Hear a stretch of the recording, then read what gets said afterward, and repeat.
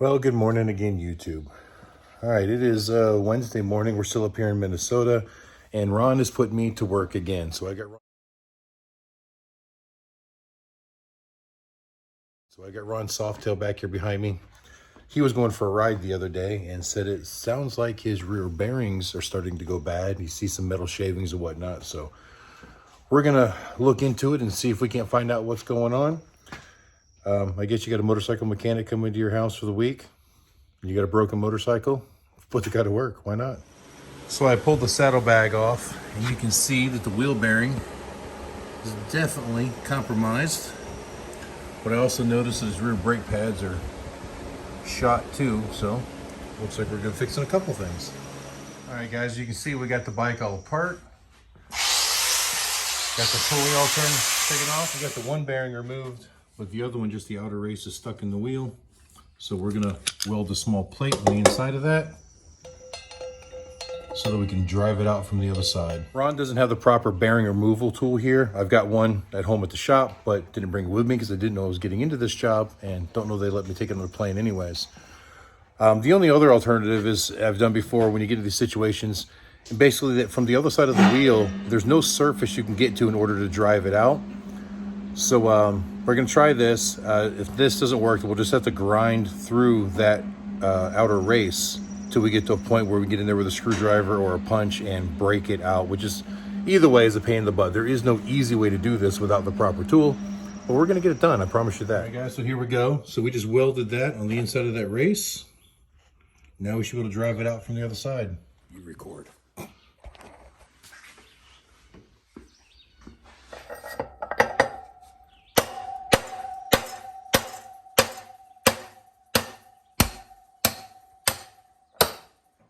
It worked. We're burning the table, but all right, bearing is out.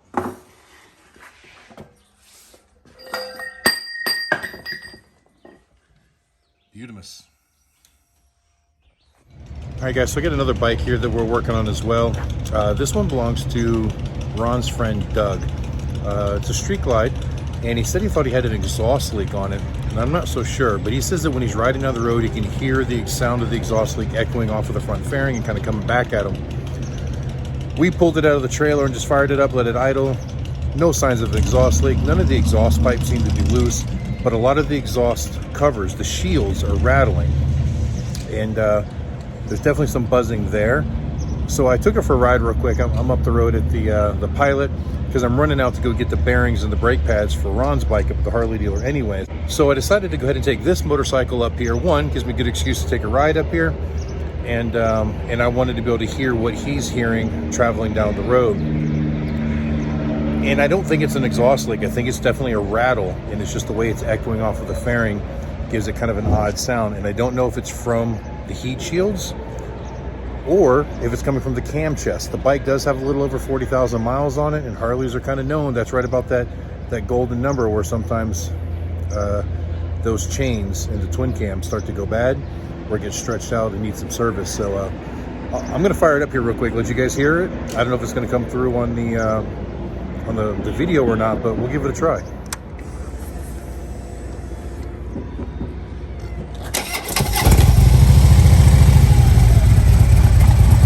It doesn't sound too bad just idling, but when you give it some throttle,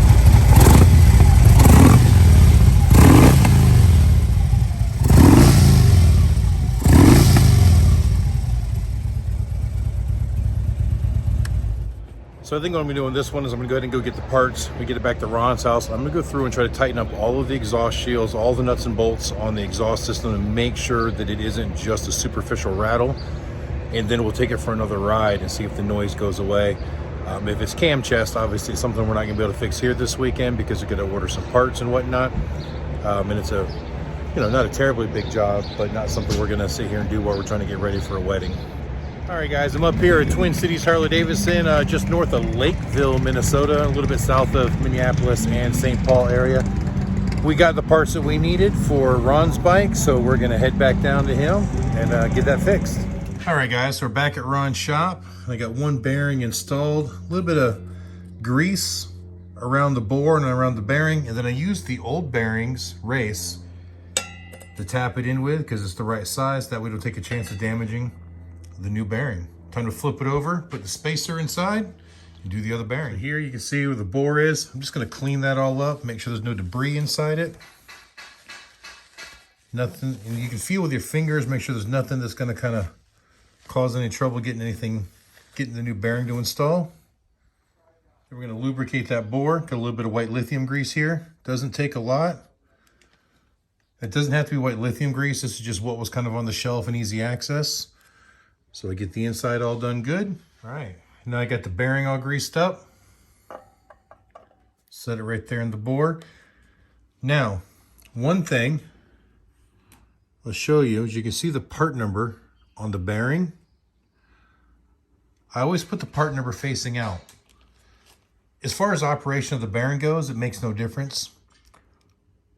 But that way, if you ever have to take this bike apart again, if for some reason you need to order bearings, you can verify a part number to order to make sure you're getting the right parts before you even take the wheel apart.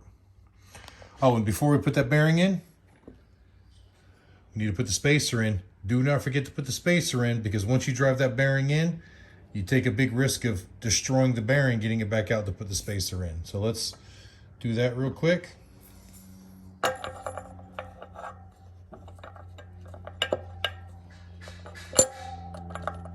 we go.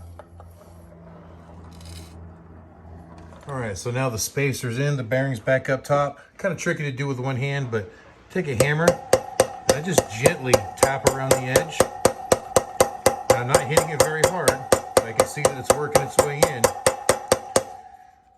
Now, when you're doing this, you want to make sure you're getting right on the edge of the bearing. You don't want to hit in the center because you don't want to dent any of this.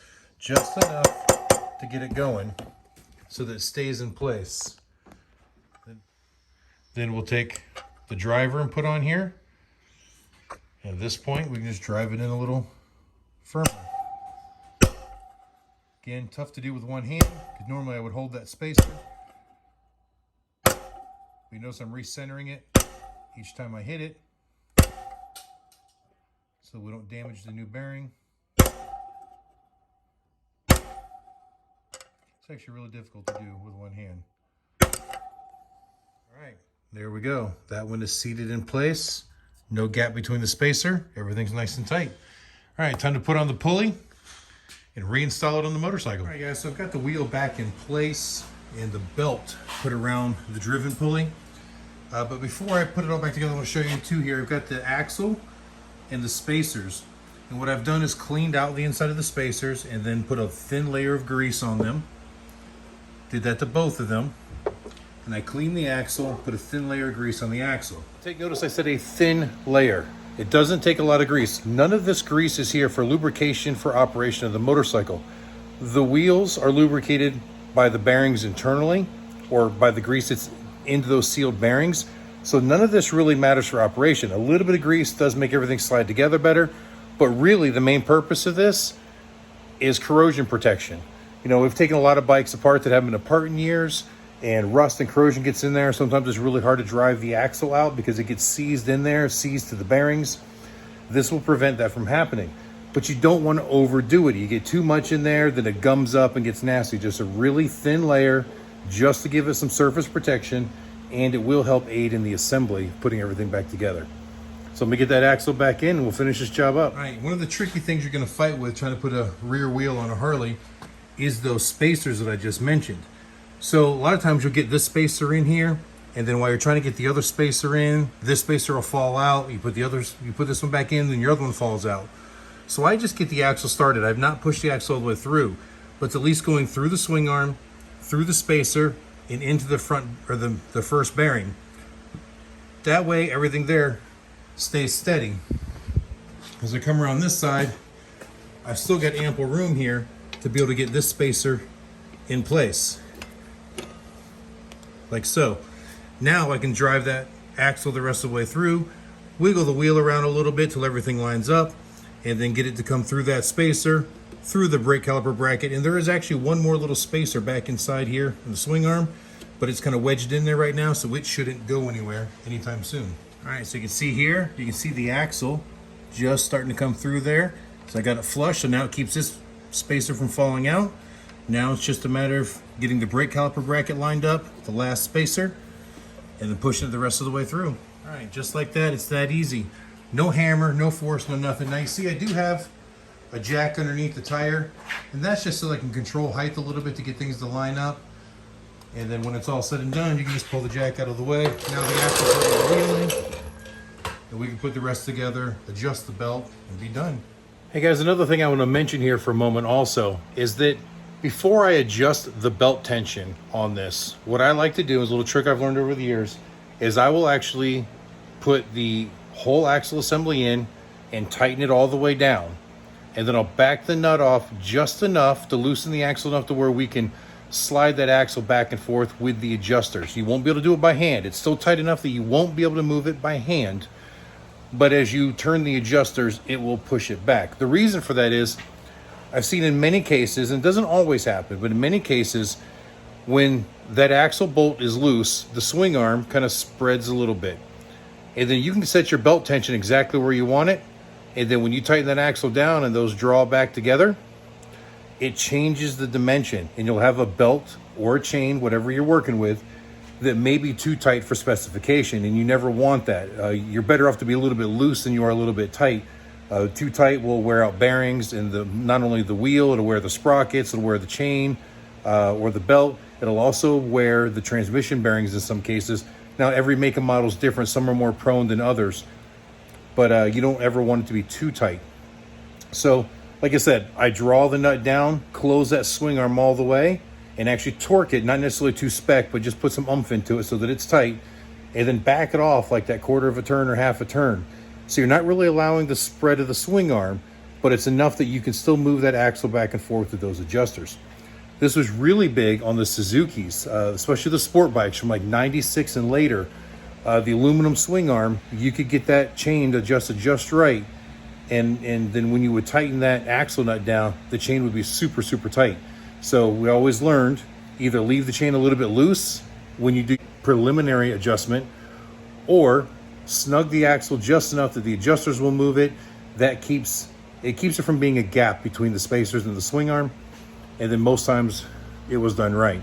So all we got to do now is just turn these adjusters out, get the belt alignment and tension proper, and then we'll be good. All right, guys, and installing the brake pads. You see, I took the old brake pads out.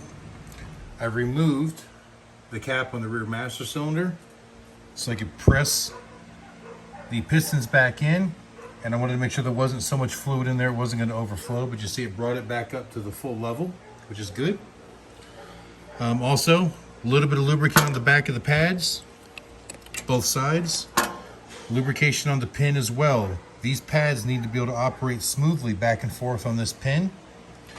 But not only that, but where the caliper bolts in, this pin goes through one hole, and then this bolt goes through the other. You want these to be cleaned and lubricated as well, because this is what's called a floating caliper. This caliper is what's considered a floating caliper. So once it's bolted into its position, this bracket doesn't move, but the caliper has the ability to move back and forth to self-center on the rotor when it needs to. So you want to make sure that the bolts and pins are cleaned and lubricated so that it can move freely. That's going to give you better braking performance, as well as make your brake material last a lot longer because it's not going to get unevenly worn. Well, guys, I had no intention of this turning into a technical or how-to video. I'm just up here hanging out with Ron, and he put me to work. So, yeah, we haven't had any really light days up here. We've been working, doing everything to get ready for this wedding, and then throwing in stuff like this on the side. But, you know, even on vacation, I don't get any downtime. We're always doing something. But that's why we came up here a week early. You know, I knew he was going to need help getting stuff ready and so on and so forth. So I hope you guys enjoyed the video. If you did, you know, like always, hit the like button, share and subscribe, leave a comment if you feel like it. And until the next time I see you, you guys keep those engines running.